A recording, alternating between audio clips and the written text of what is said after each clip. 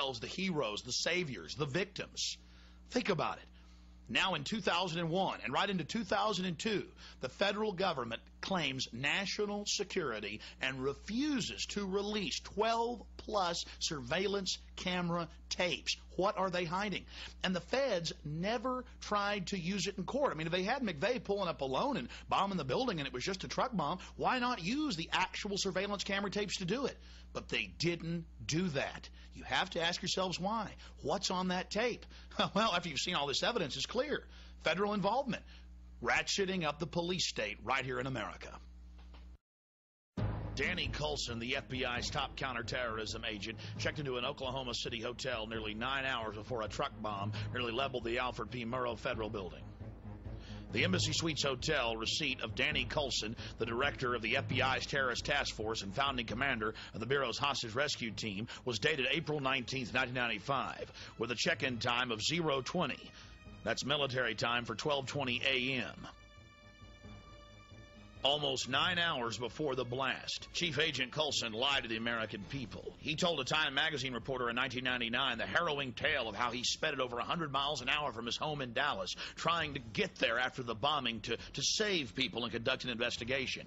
Oh, and by the way, the FBI won't release any of the credit card statements and records for any of their agents. What are they trying to hide? The system wasn't working. Going through the system didn't work. I did everything that they advised me to do. It didn't do any good.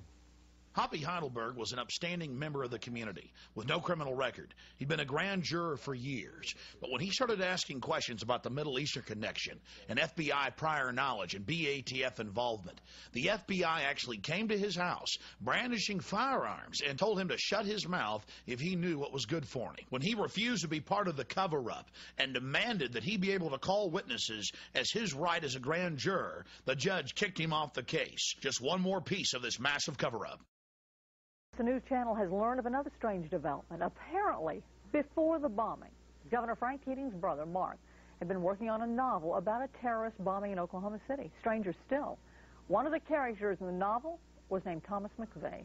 Governor Frank Keating's brother, Martin Keating, wrote The Final Jihad. In the book, Tom McVeigh masterminds the bombing of the Oklahoma City building. He dedicated the book to the Knights of the Secret Circle, a known Illuminati group. And he wrote the book 2 years before the bombing. The tragic events of Oklahoma City, if the truth was known to the public, makes it even more tragic, even more horrific. You see, it's now a monument to the police state, a monument to the sacrifice the government made of American lives, of American blood, of American tears, as an excuse to get the feds to be able to circle the wagons against the American people, to have a pretext, an excuse to expand their police state. They covered the whole operation up. It's clear that they had prior knowledge, that multiple bombs were detonated on the inside of the building, that the feds have grabbed the 12 surveillance camera tapes and are refusing to release them, even in 2002. Threatening grand jurors, destroying the building and burying it under guard. The federal government blamed this tragic event on Christians, conservatives, gun owners. But if you look at the evidence, it's clear who's behind it, the federal government. And they use this, just like Hitler used the Reichstag, to get martial law cranking in America. $62 million is coming to Oklahoma soon to help anti-terrorism and disaster relief efforts. Government crime certainly does pay, especially when it's government-sponsored terrorism against its own institutions. That's right, the BATF locally got tens of millions of dollars extra funding, but so did every other federal agency that tries to control the American people. $24 billion increase in anti-terrorism funds. And after September 11th, they've now tripled that.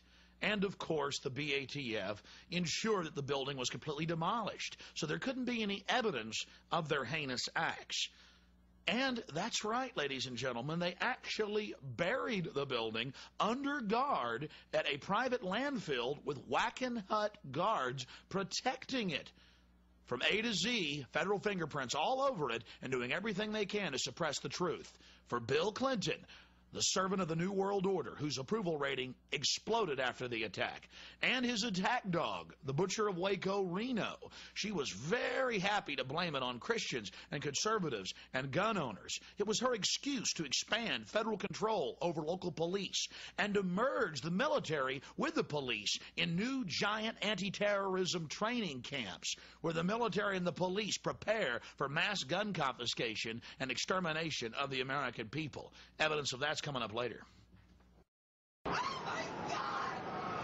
Oh my God! You've seen the evidence of government-sponsored terrorism throughout history. Now let's take a closer look at what happened on September 11th, 2001, and how it's being used to usher in a new world order. What is at stake is more than one small country. It is a big idea.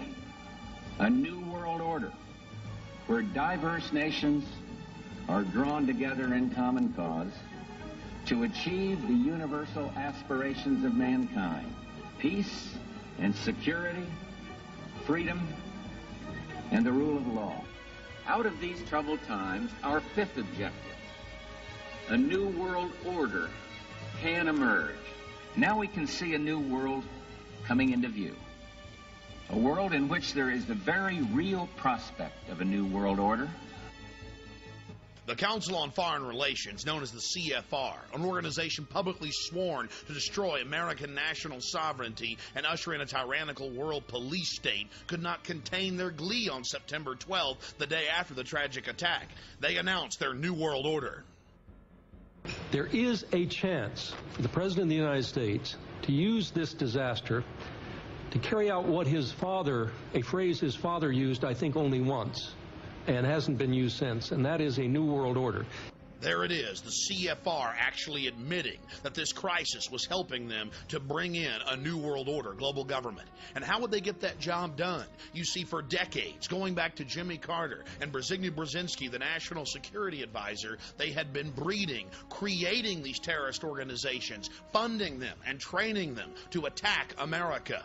Brzezinski, co-founder of the Trilateral Commission with David Rockefeller and other luminaries of the global system, actually bragged in his 1998 book, these criminals love to brag, The Grand Chessboard, of how America would be attacked by Afghan terrorists and how global government, a war for global government, would then take place in Central Asia, how it could be used to roll out national ID cards and a global police state here in the United States. All of this being planned back in the 70s, 80s, and 90s. The relationship between the CIA and the Afghan freedom fighters, the Mujahideen, even predates Ronald Reagan.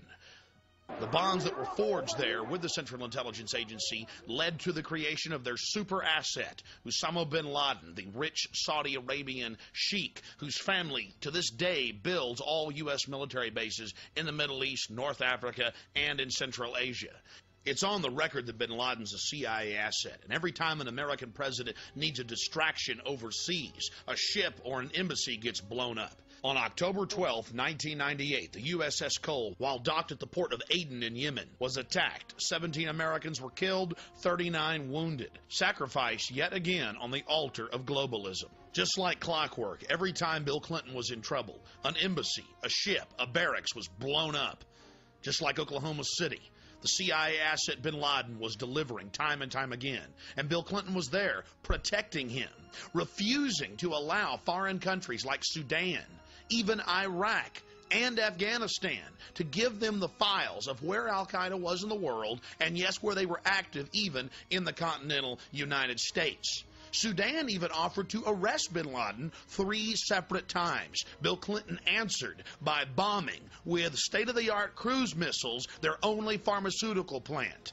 Denying Africa desperately needed medicines. You see, in reality, it's a lot bigger than just Republican or Democrat. The reality is the Central Intelligence Agency, controlled by Wall Street, has been grooming this creature and his family over the last 50 years to carry out dangerous projects in the Middle East, Central Asia, and North Africa. Back in 1996, the CIA worked in tandem with Pakistan to create the Taliban. Then in 1998, when the Afghans offered to arrest bin Laden, the CIA responded, publicly telling him him to do no such thing. They needed this boogeyman for one more big action, and his family the entire time was being rewarded with giant satellite company deals, oil company mergers, and some of the biggest construction projects in the world. New world coming. America will become increasingly vulnerable to hostile attack on our homeland, and our military